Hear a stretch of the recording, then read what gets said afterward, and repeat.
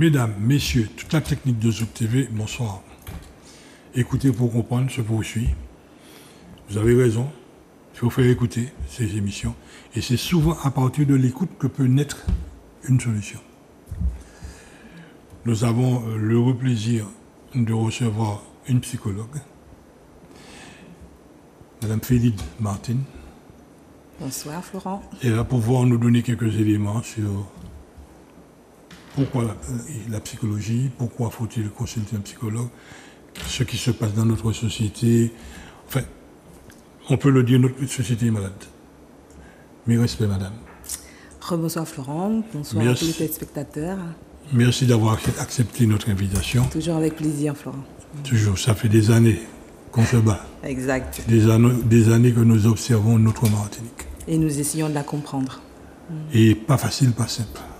Ben, c'est vrai que les événements là, actuels nous montrent bien que nous sommes en difficulté. C'est pas d'aujourd'hui, mais peut-être que l'expression de cette difficulté, de cette souffrance, on l'a en pleine figure. Et ce serait peut-être une manière de regarder notre société autrement. Et ces regards croisés peut-être permettront d'y apporter des solutions. À tout problème, il y a solution. Alors, lorsque nous regardons dans différentes instances administratives, publiques, tout, il y a un problème qui se pose, c'est qu'à partir de certains chocs, on a les effets post-traumatiques. Exact. Alors c'est vrai que le post-traumatique et le stress post-traumatique est une notion psychologique qui est assez à la mode, j'ai envie de dire, galvaudée, du fait de notre société malade, société martiniquaise, et j'ai même envie de dire de manière mondiale, puisque nous avons affaire à des guerres, nous avons affaire à des catastrophes naturelles, un peu partout dans le monde. Et donc, parler du trauma, c'est d'abord essayer de comprendre ce que c'est. Donc, le trauma, c'est comme une blessure. C'est l'événement qui va venir faire effraction dans l'intégrité physique et l'intégrité psychologique des personnes. Et donc, nous avons des traumas qui sont assez visibles, comme quand je parlais de guerre, quand je parlais de crise sociale. On peut parler de trauma comme d'une blessure, comme d'une souffrance. Et le traumatisme, c'est la conséquence du trauma. Donc, nous pouvons être plus ou moins traumatisés de ce qui se passe, notamment même en étant devant son poste de télévision, à regarder les informations, les guerres, les attentats et les catastrophes, on peut être d'une certaine façon atteint sur un plan psychologique par cet événement, même si nous n'avons pas été directement impactés par cela. Et puis il y a le stress post-traumatique, et donc alors c'est pas une maladie, mais c'est un dérèglement du fonctionnement neurologique qui est lié au fait que quand on a subi un trauma et qu'on a un traumatisme, donc une blessure, qu'elle soit physique ou psychologique, il y a des conséquences. Et le cerveau a tendance à nous aider à nous mettre en mode survie, ce qui fait que nous avons un système d'alerte qui se met en place. Et face à un danger, c'est soit on fuit, soit on attaque, ou soit on est en mode sidération. On a pour preuve des victimes, par exemple, d'agressions sexuelles, qui témoignent du fait qu'elles n'étaient plus là. Le corps était là, mais leur esprit n'était plus là. Et les personnes qui subissent un trauma sont parfois en état de choc. Et donc cet état de choc est bien la manifestation que le corps, quelque part, est en état de sidération.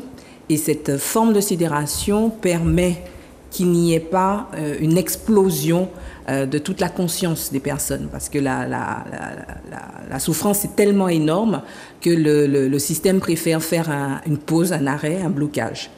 Le post-traumatique, c'est justement le fait que ce système est resté bloqué.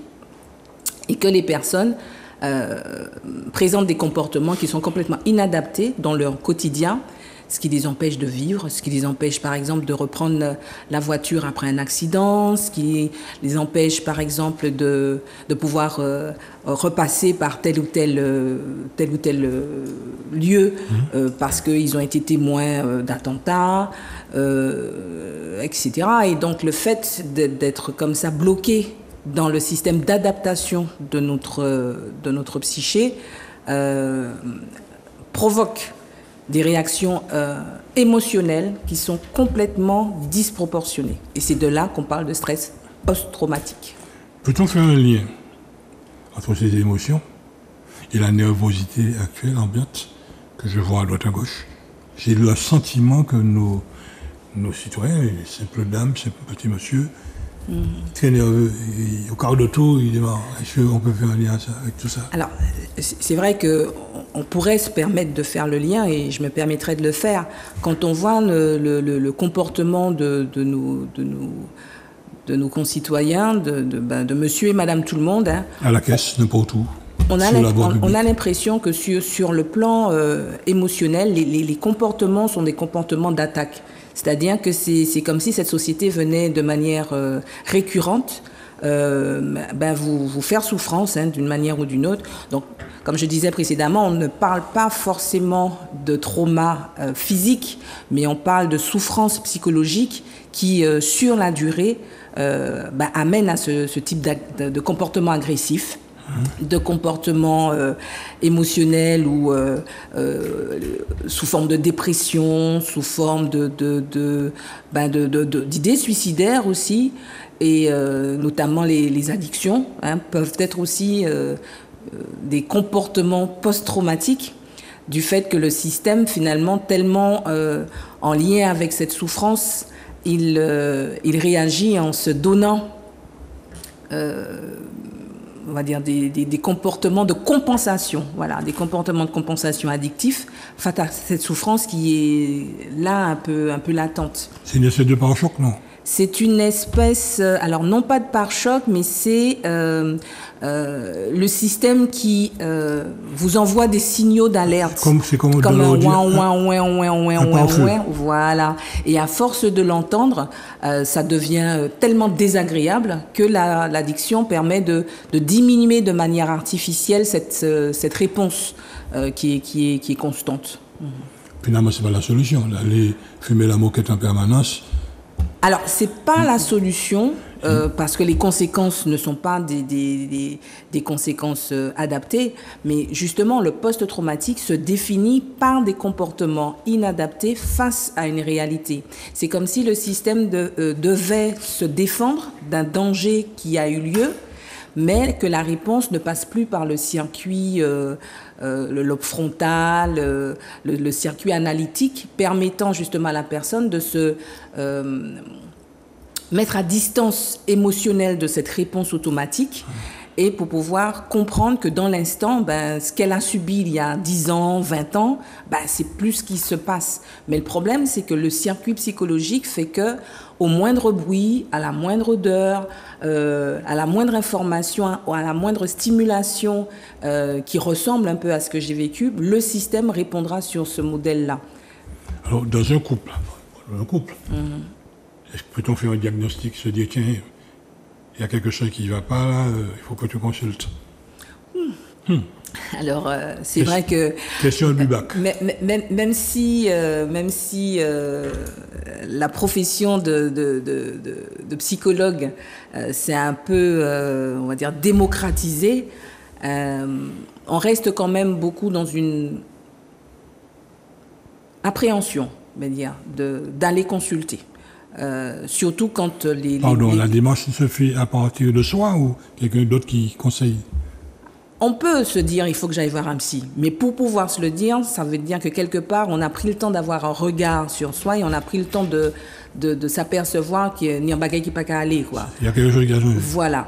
Et généralement, c'est parce que les conséquences de notre quotidien nous donnent des warnings. Le couple, on se dispute, le travail, je m'entends pas avec mes collègues, mon rythme de vie a changé. Et donc, quand je m'en rends compte, je peux me dire qu'il y a quelque chose qui va pas. Et donc, je peux aller comme ça, me dire, bon, ben, ok, je vais consulter. Mais pour ça, il faut déjà être sorti de l'idée que, voilà, psychologue, c'est pour des gens qui fous, c'est pour des gens qui n'y problème. En sachant qu'on a plus ou moins tous des problèmes à régler. Des fois, on essaye de faire seul, mais d'être accompagné, c'est important parce que justement, quand on parle de traumatisme, on a l'impression qu'on a dépassé un certain nombre d'événements, on a pu mettre en place une certaine forme de résilience, mais quelque part, ces comportements qu'on a mis en place pour se protéger, ou bien pour faire fi, ou bien pour être en dépassement de la souffrance, ben, un jour ou l'autre, ça nous éclate à la figure parce qu'on n'a pas forcément tous les donnants et les aboutissants. Et en plus, notre environnement peut être plus ou moins bienveillant, mais peut être aussi source de réactivation de cette souffrance qu'on a voulu colmater, tasser ou gérer. Parce que les gens aiment bien employer ce mot, je gère. Donc, voilà. Et donc, dans un couple, oui, la démarche du couple serait mieux que de dire ben, c'est à toi d'aller consulter parce que c'est toi qui as des problèmes. Et généralement, c'est ce qu'on dit, ce qui fait que ça ne fait que renforcer la situation conflictuelle, parce qu'on ne se regarde pas soi et on dit toujours que c'est l'autre qui a un problème. Et notre société, elle fonctionne un peu comme ça. Hein. C'est jamais faute nous, c'est faute les autres. Si nous avons problème, c'est voisin. Hein. Exact. Mais c'est un mécanisme de défense de toute façon, parce que il n'est pas forcément évident, d'accord, de faire face à des choses qui font peur et de faire face à des choses qui font souffrance. Donc, quand le système se met en place de manière automatique, post-traumatique, on n'en a pas conscience de son comportement. Pour nous, il est normal. Quand on a pris conscience qu'il y a quelque chose qui ne va pas, la démarche, elle est quasiment faite à 70%. Et d'être accompagné par un professionnel permet justement de mettre en place des thérapies qui sont des fois très simples. Hein. On ne passe pas systématiquement par des thérapies médicamenteuses, mais voilà, il y a plein de choses qu'on peut mettre en place pour que le système ne devienne pas en automatique et pour que les gens soient dans une écoute et une compréhension de ce qu'elles sont en train de vivre comme problème. D'où l'intérêt d'écouter pour comprendre l'autre. D'où l'intérêt d'écouter pour comprendre. Pour comprendre l'autre et pour surtout se comprendre soi. Et souvent on dit, mieux vaut un bon coup de roche qu'un mauvais parole. Oui, alors c'est... on beaucoup de paroles beaucoup, c'est ça? Oui, pas beaucoup de paroles beaucoup, mais des fois, des paroles qui sont dangereuses, très dangereuses. Alors, c'est vrai que certains mots sont encore plus blessants que les coups physiques. Là, j'en ai pour preuve que quand on vous donne un coup de choc, la douleur physique, elle est palpable, elle est visible quand vous chutez, quand vous avez un accident, vous avez une fracture du poignet, etc. Cette souffrance, elle est voilà, on peut la conceptualiser et donc on peut plus facilement faire avec elle, prendre son temps, avoir la patience, l'identifier et aller vers un processus de guérison. Mais les mots, c'est des mots.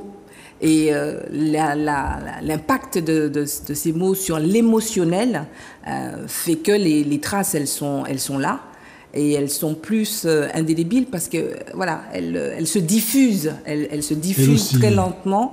Et voilà, et ça s'active et ça se réactive, parce que les mots, c'est un peu comme ça qu'on fonctionne. Hein. On n'a pas d'autres manières de s'exprimer. Et un même mot, notamment j'en ai pour preuve les jurons. Il y a des personnes qui se déclenchent très vite quand ils reçoivent un juron.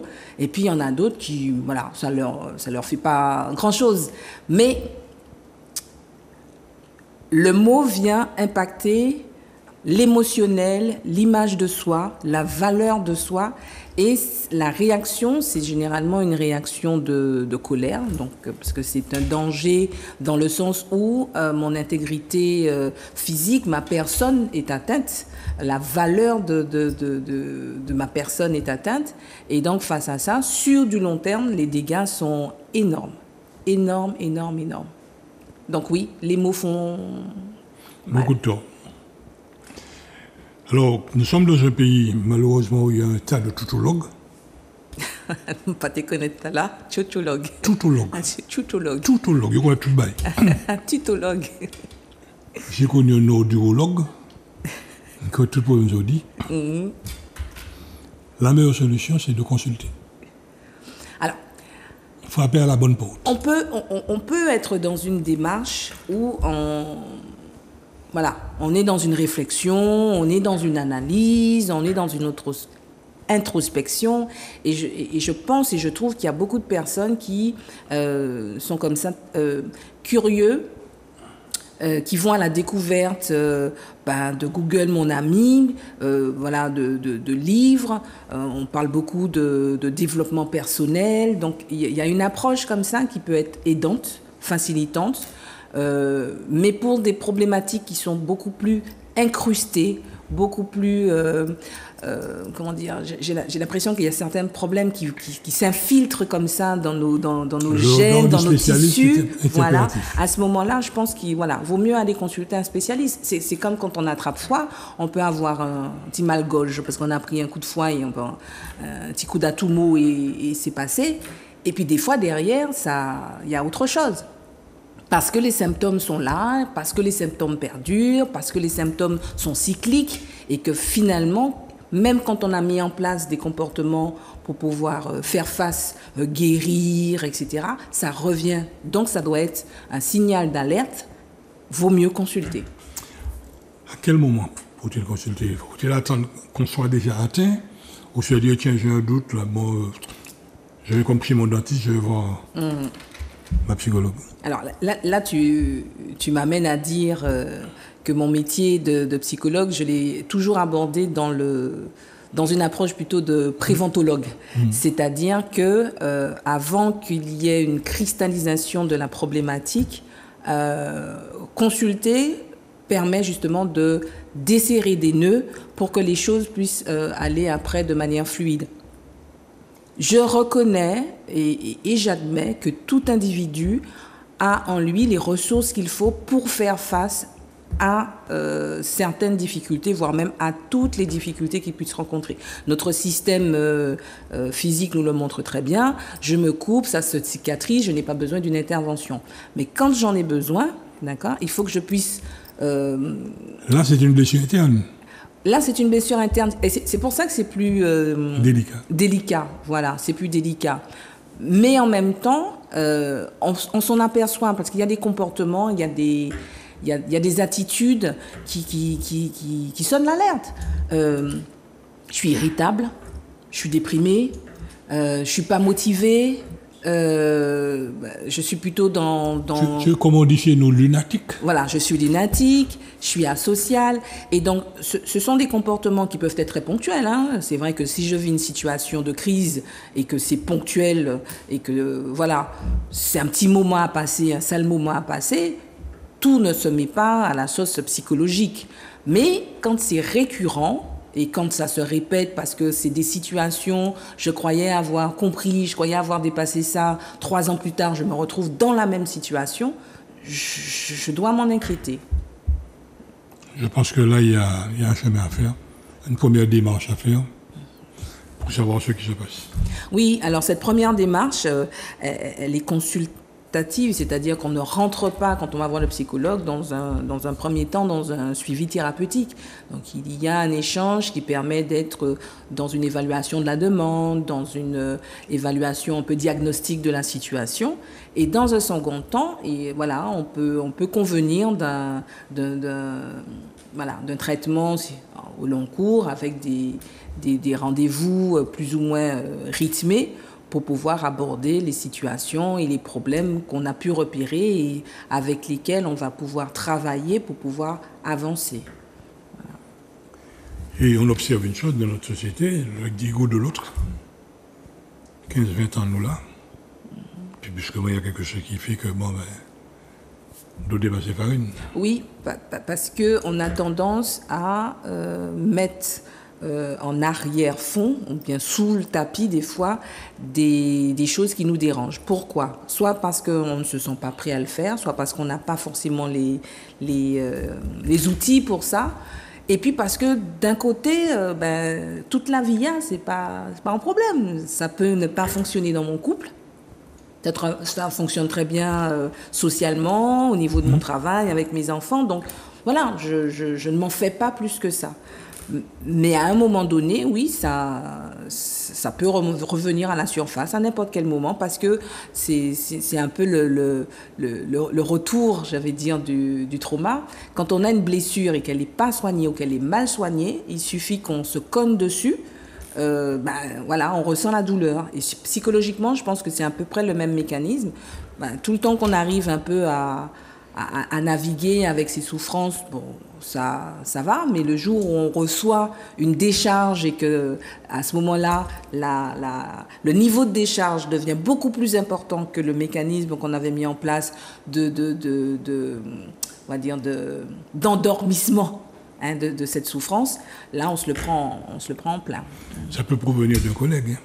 Une agression d'un collègue. Ah, ça peut venir de n'importe où. Notre quotidien est un quotidien qui est rythmé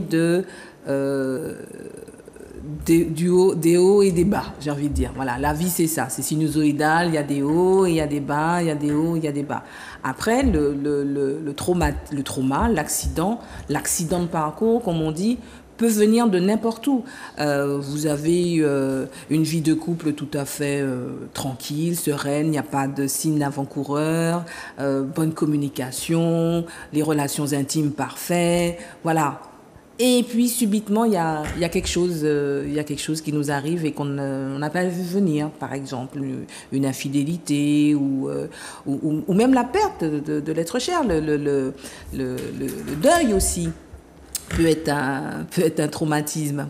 Mais ça peut être aussi, comme je dis, l'agression d'un collègue. Alors, quand tu dis l'agression d'un collègue, c'est parce que c'est vrai que dans le contexte professionnel, c'est quand même un environnement où on passe plus de, on va dire, 80% de son temps, d'accord ? Avec les collègues. Donc, avec les collègues, oui, ce sont des relations humaines, de toute façon, quand on travaille, et donc toute relation humaine peut être entachée de situations de violence, de situations d'agression, qu'elles soient physiques, qu'elles soient psychologiques, parce que dans le monde du travail, on retrouve aussi le harcèlement, le harcèlement moral est une forme de trauma. J'ai connu un cas. 18 ans. 18 ans. Cette personne est suivie aujourd'hui, commence à se tirer d'affaire, agressée par un collègue, et ensuite agressée par son administration, agressée par la société. Il a fallu un combat, un lourd combat, pour enfin garder la tête haute et capoter tout ce beau monde. Alors, c'est vrai que le chemin parcouru pour s'en sortir, quand on a été victime d'agression, est un chemin qui est long. Parce qu'il y a toute la partie psychologique où il faut pouvoir sortir du traumatisme et du stress post-traumatique. Il y a également toute la dimension du parcours juridique, c'est-à-dire pouvoir être dans la reconnaissance qu'on a été une victime, qu'il y a eu un délit et que l'autre doit payer, indemniser. Voilà, donc il y a tout ce parcours-là qui est un parcours au niveau du timing qui n'est pas forcément le même, parce que voilà, se réhabiliter en tant que victime et la durée que peut prendre une procédure juridique, est plus ou moins parallèle et plus ou moins longue. Et puis il y a le quotidien.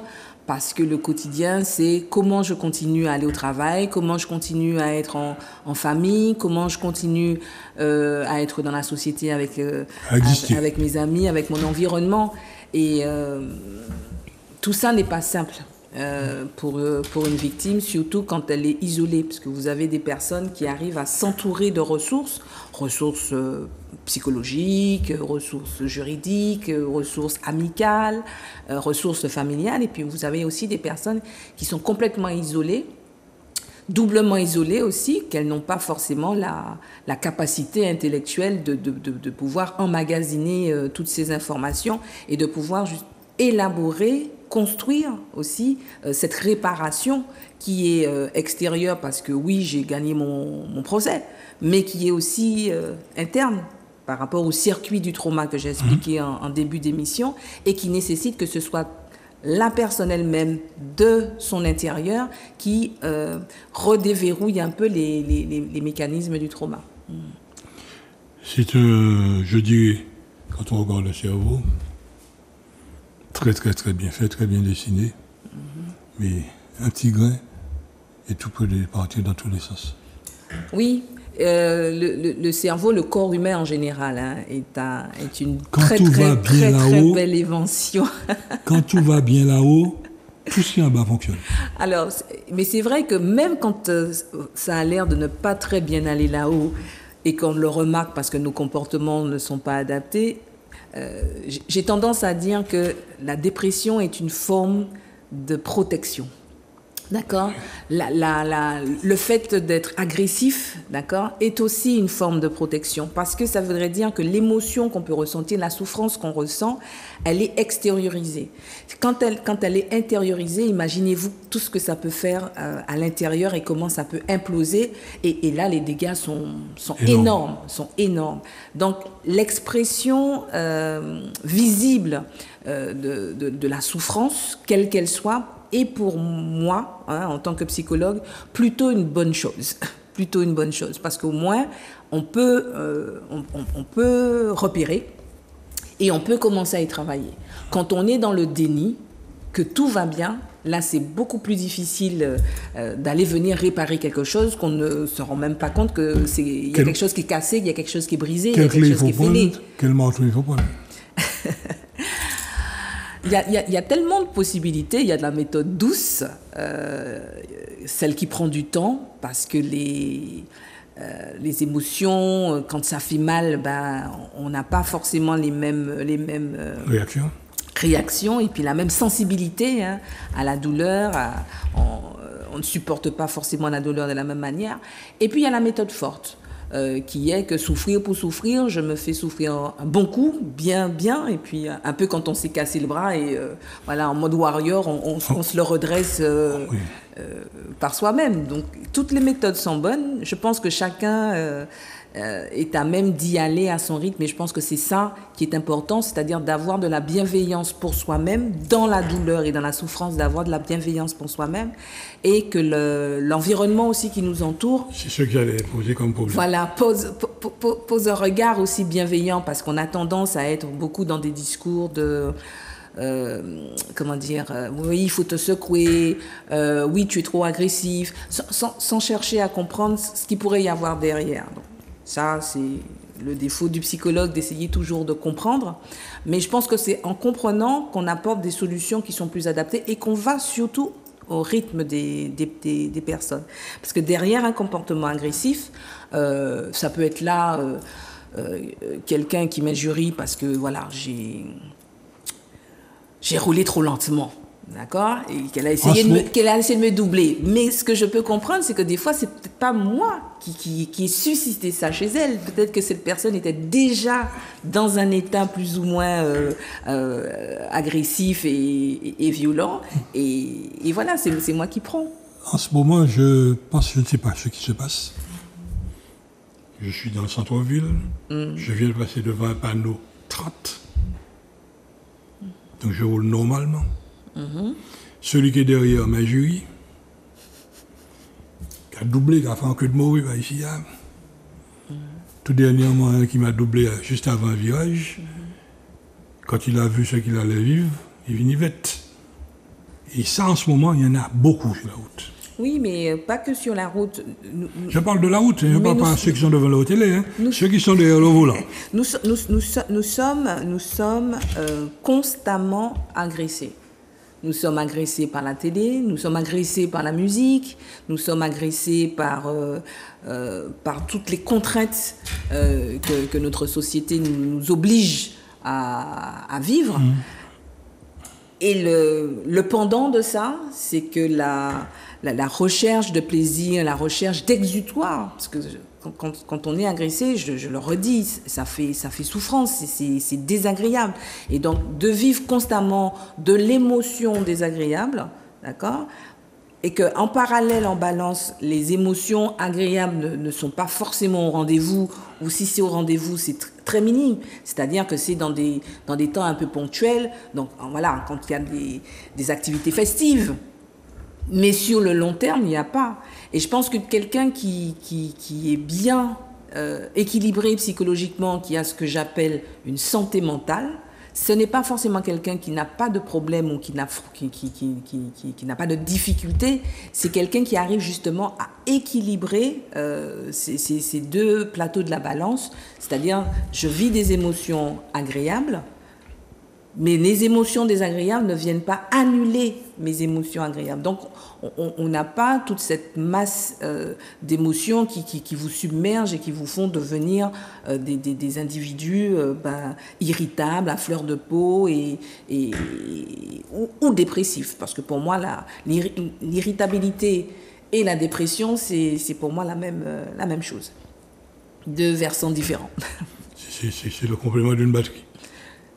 Voilà. Le plus et le moins. Le plus et le moins, exact. Mais tu as bien remarqué que quand je parlais d'émotions, je n'emploie pas émotions positives et émotions négatives. Parce que dans ce registre-là, il n'y a pas de moralité à avoir. On ne dit pas que la colère, c'est mauvais. Bien que ce soit ça qui soit dans la compréhension courante, on parle plutôt d'émotions agréables et d'émotions désagréables. Pourquoi ? Quand vous avez une émotion désagréable comme la peur ou la colère, c'est utile. C'est-à-dire que c'est grâce à la peur que j'ai l'information qu'il y a quelque chose, d'accord, qui peut être dangereux pour moi. D'accord ? Quand j'ai de la colère, c'est une information qui me donne le signal que voilà, je ne suis pas respectée.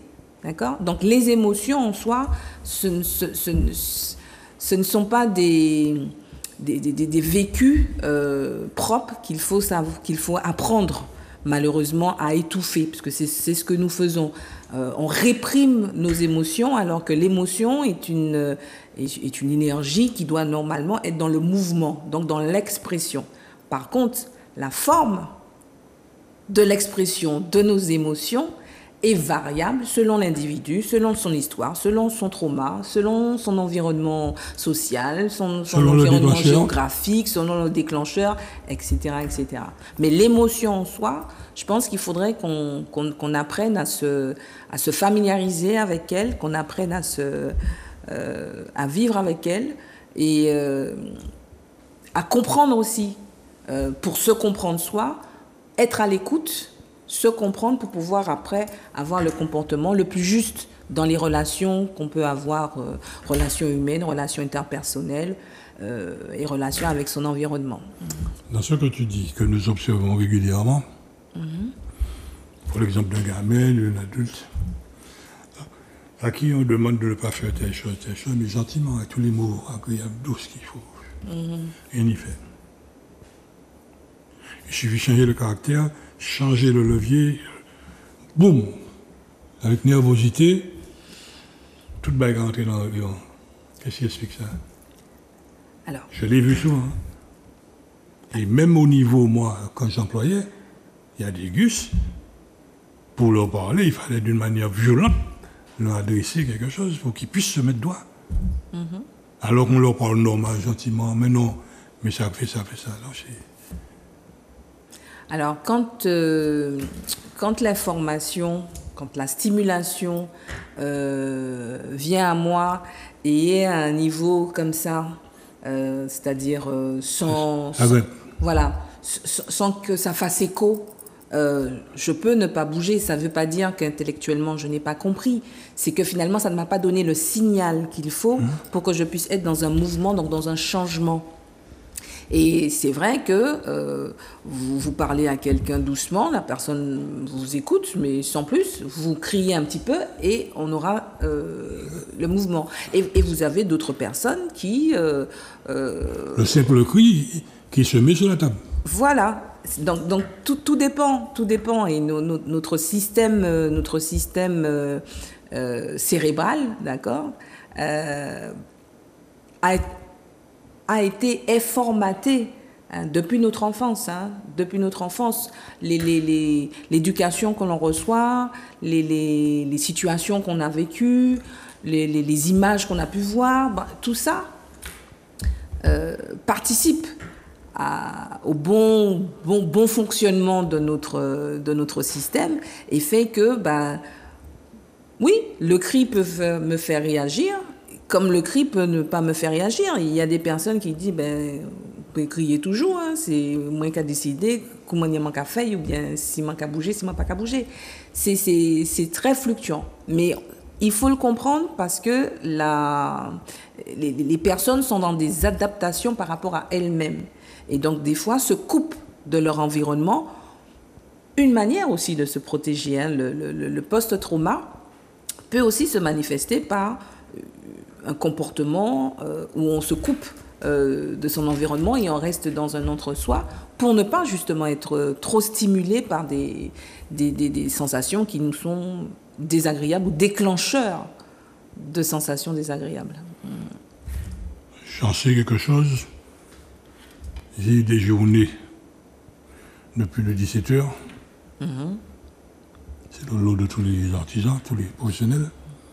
En face des salariés, avec une dizaine, vingtaine de salariés qui ne réagissent pas tous dans les mêmes circonstances en fonction des instructions données, qui se chamaillent entre eux des fois, qui font des choses inimaginables. Des fois, on a l'impression d'être dans une crèche garderie pour adultes. Et malheureusement, si la sanction ne tombe pas, si le cri fort ne tombe pas, ça ne s'arrête pas. Alors, pour moi, la sanction n'est pas la punition. Sanction, je dis. Hein. Là ? Sanction, je dis. Oui, la sanction. La sanction, pour moi, n'est pas la punition. C'est une manière de responsabiliser, d'accord, par rapport au comportement. Sinon, ça veut dire qu'il n'y a pas de limite de poser et tout est possible. Alors, les cadres sont importants, les règles sont importantes, de les connaître, c'est important, de les comprendre, c'est important, de les ajuster aussi, c'est important, de les faire évoluer aussi, c'est important. Et donc, le comportement de cri ou d'arrêt, pour moi, c'est juste.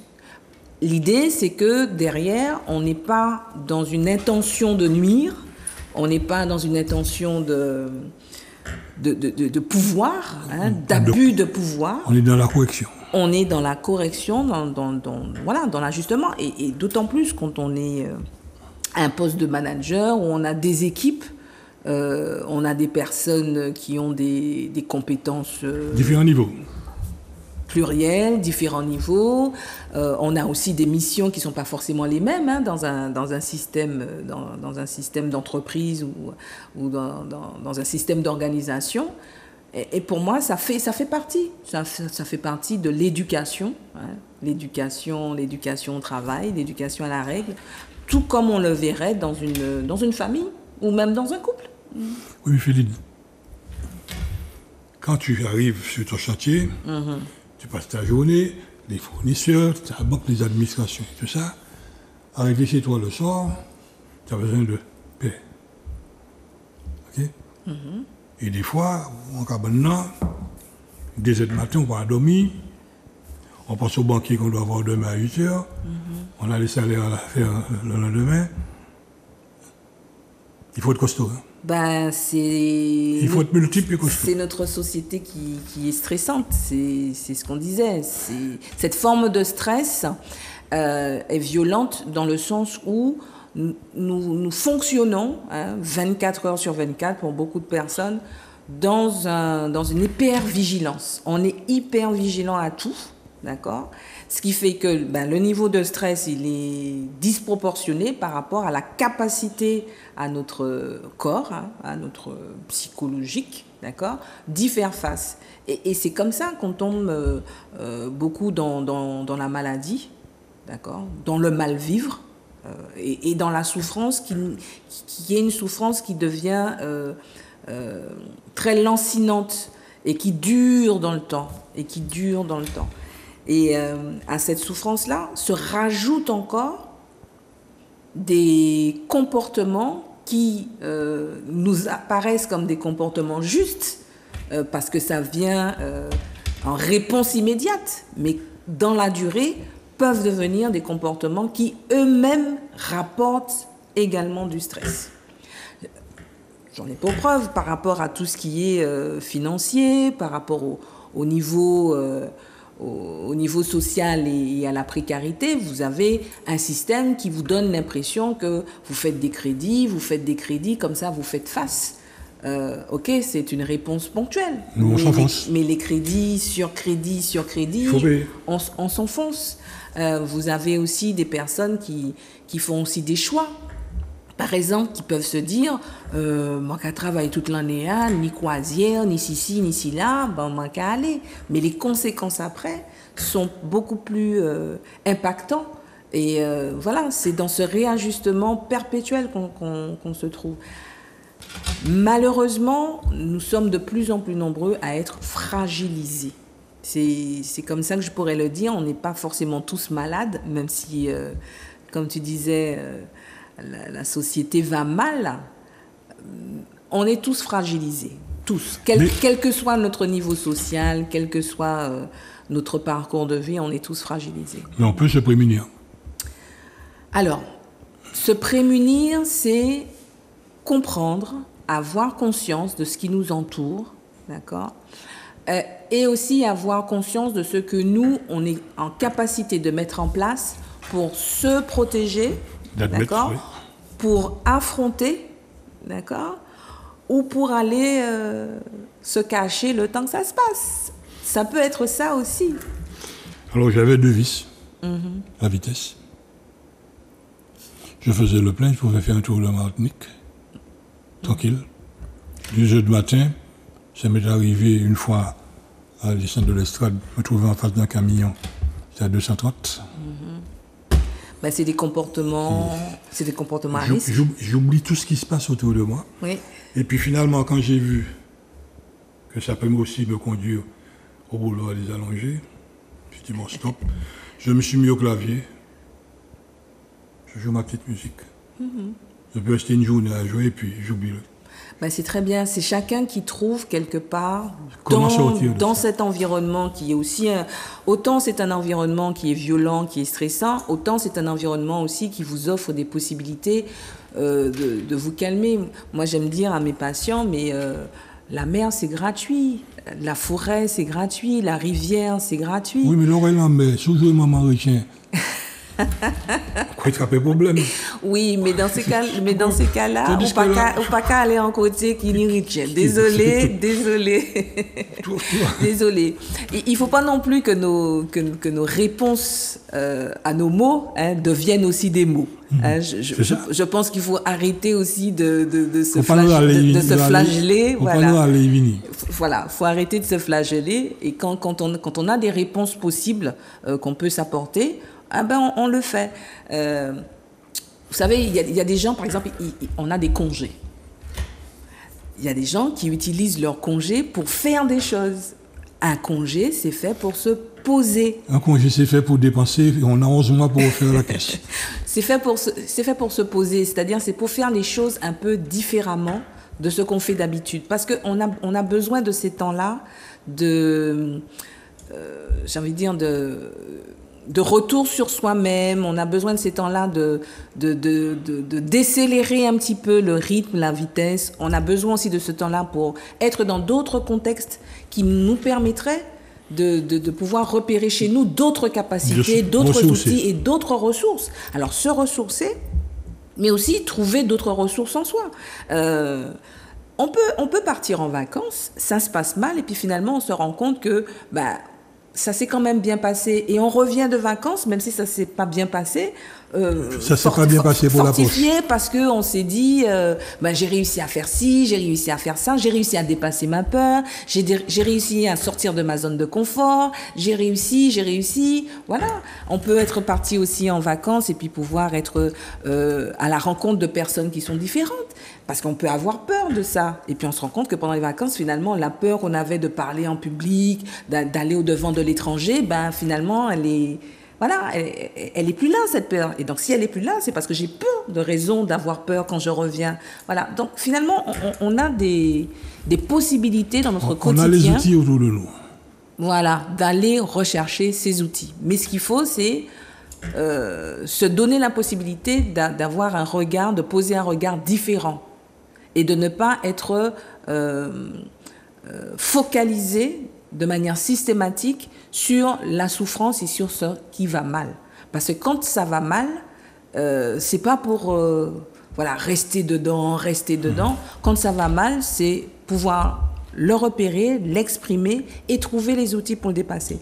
Là, pour moi, la crise, en général, ce n'est pas une mauvaise chose. Une crise, c'est le moment où votre corps, que ce soit le corps social, le corps psychologique, le corps physique, vous dit il n'y a pas qui pas aller.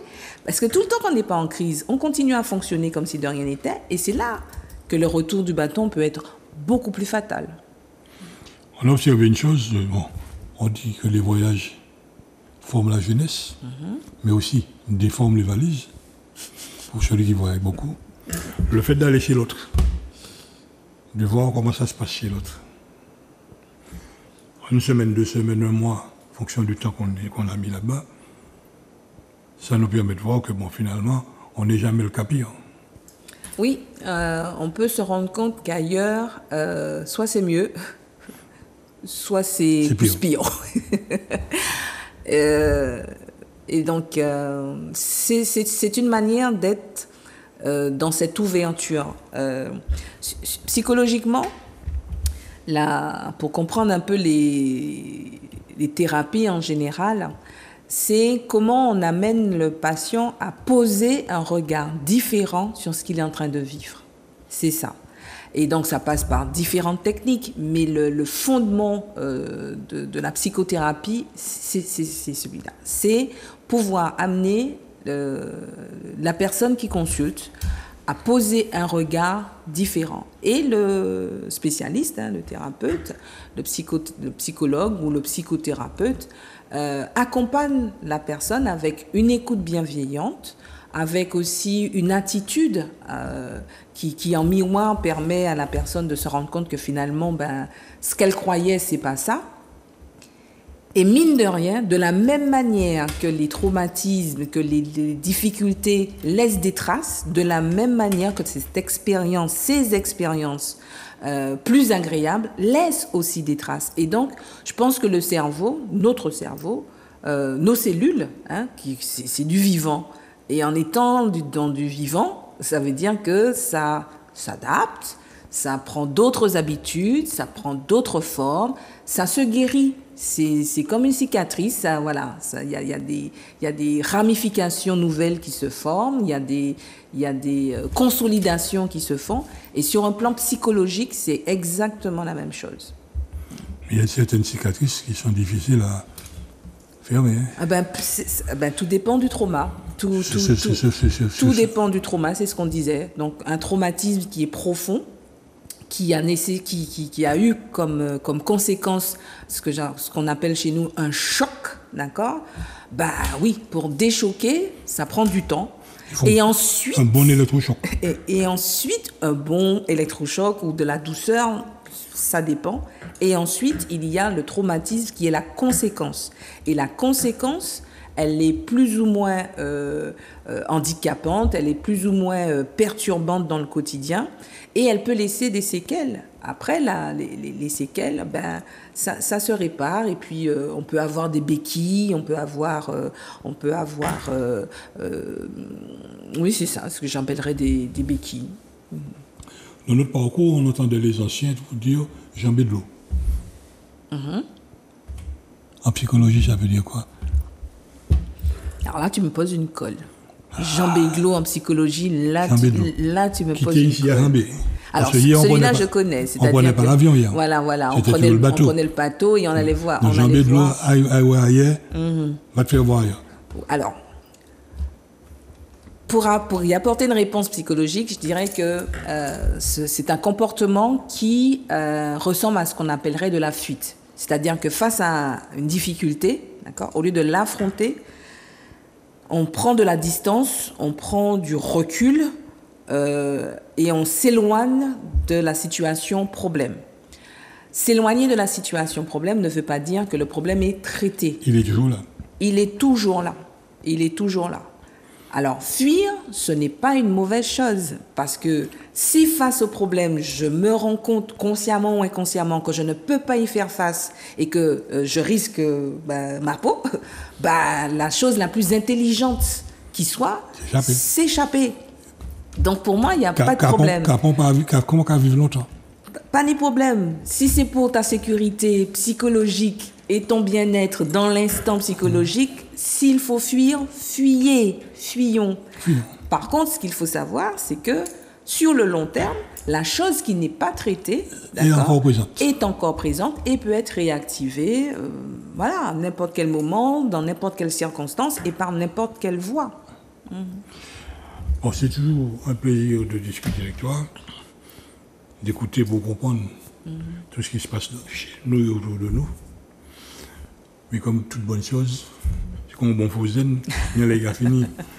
Alors, s'il y a une conclusion à faire, ça aurait été laquelle? Alors, les conclusions, alors tu sais bien que je n'aime pas forcément les conclusions, parce que les conclusions, ça ferme. Alors que écouter pour comprendre, pour moi, c'est on a reçu, qu'est-ce qu'on en fait pour la suite? Alors, la suite, ce serait... c'est de revenir.